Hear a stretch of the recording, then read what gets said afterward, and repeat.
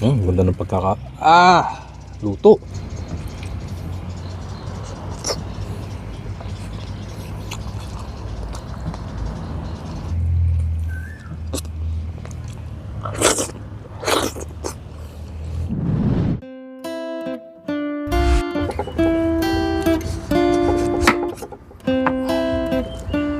Manibalang na papaya mga kanayon. Sinadya ko talaga to dahil maliban sa suka,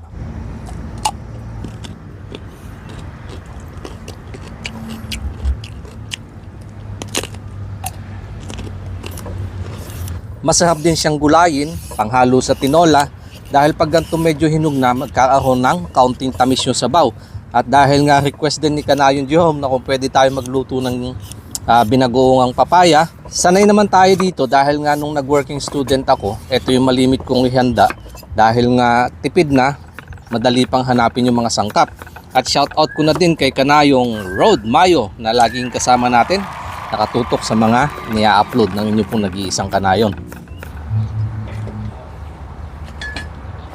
Papakuluan ko lang po yung aking gagamiting sabaw na madaming luya at saka ito po yung malimit kong gamit ng bagoong. Ang request nga po ni Kanayon ay kung pwedeng pakisan ko siya ng pritong tilapia. Pasensya ka na po Kanayon, medyo i-upgrade ko lang dahil napapaibig ako ng inihaw. Mag-iihaw po ako ng dalag. Binabad ko na yan magdamag kaya malinis na yung bituka, hindi ko na po tatanggalin. At gusto ko na din pasalamatan si Kanayong Inday Henreta na fan nga daw natin sa mga gantong konsepto nga po ng pagkain bukid. Thank you so much po ma'am. At ganon din kay Kanayong Garcia Rimutin na na-appreciate daw niya kasi napapanatili ko yung gantong figure. Siguro bago ako makapagmukbang ay pagod na dito ikot sa likod. Thank you so much po Kanayon. At saka kay Kanayong Richard Tupalgo naman ng Ilocos Sur. Yan, with love. Thank you so much po Kanayon na isa ding Ilocano. At habang nakasalang nga po ang mga ito ay mananalbos naman ako ng saluyot, pansahog na hindi na nakausad-usad dahil lagi ko natatalbusan. At shoutout ko na din po kay Clark Gadgets ng West Crame, San Juan City. Doon na daw siya pinanganak. Pero mga parents po niya ay mga dugong Ilocano. At ganun din kay Foodies Ideas, Agustin naman to, kamag-anak from Paniki, Tarlac. Pero sa ngayon ay naninilbihan daw sa Macau. So, thank you so much po mga kanayan. At sa mga gantong request na mga pagkain bukid sa kapamention, mag-drop lang po kayo ng comment sa aming YouTube channel, Team Agustin TV. At maraming salamat po. Magmula sa inyo nag-iisang kanayon, baka pwedeng palambing, pa-subscribe na din.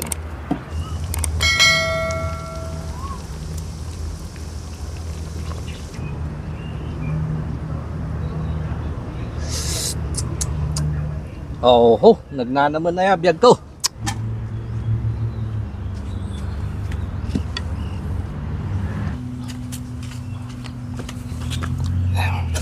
At eto naman po yung aking inihaw na dalag. Ang ganda ng pagkakaluto.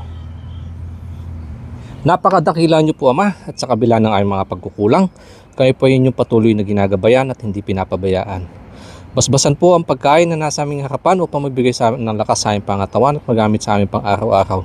In Jesus' name, Amen.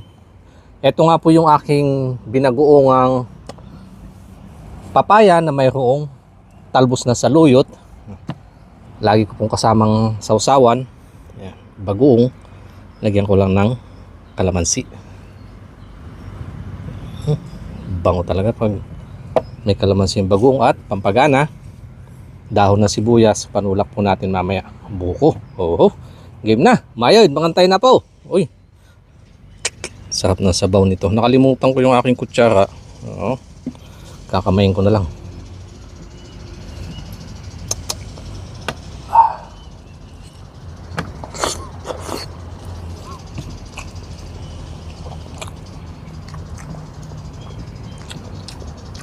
Manamis-namis ang lasa kasi nga medyo hinog yung papaya, sabay may asim at saka yung alat yung bagoong.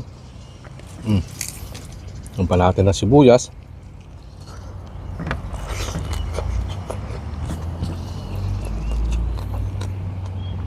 Pumuputok sa bibig yung sarap. At ito yung aking ihaw. Ganda ng luto. Hinig nga lang po mga kanayon. Ayan.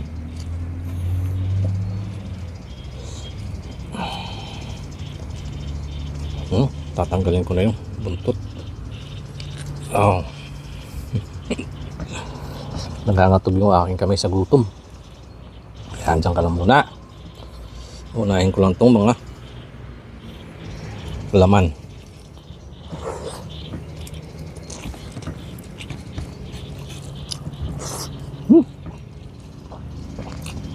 Manamis-namis yung laman ng dalag, mga kanayon. Manamis-namis na yung ulam. Manamis-namis pa yung dalag. Iba talaga pag sa hiwa.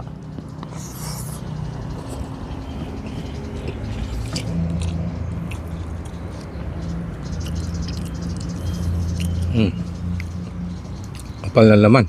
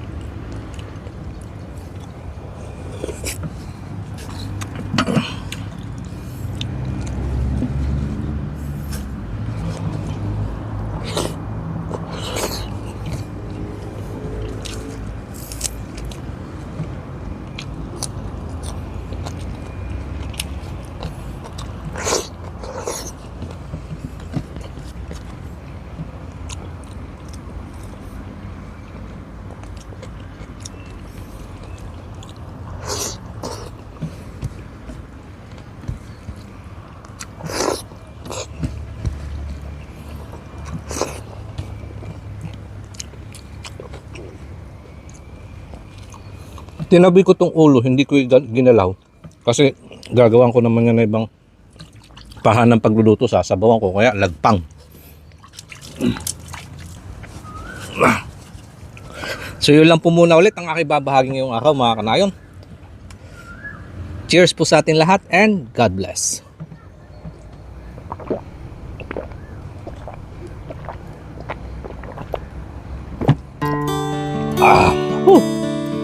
Panalo.